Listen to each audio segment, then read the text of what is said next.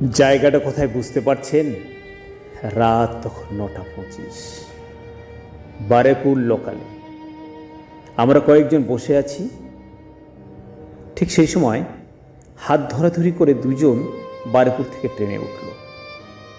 উঠেই অপোজিটের গেটে চলে গেল।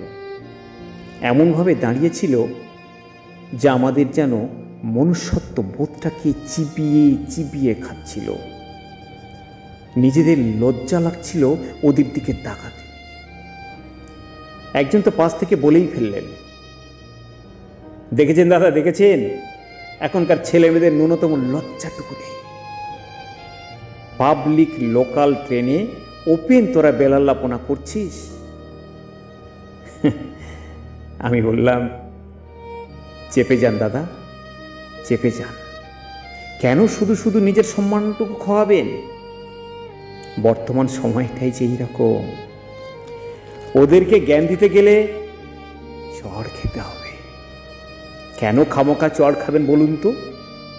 বরঞ্চ যেটা করতে পারেন সেটা হচ্ছে নিজেদের ছেলে মেয়েদের এই শিক্ষাটা দিন যে আর যাই করিস, গুরুজনদের সামনে এইরকম ওপেন প্লেসে বেলাল্লাপনা করিস না। এবার আপনারা বলুন, আমি ঠিক বললাম না ভুল বললাম?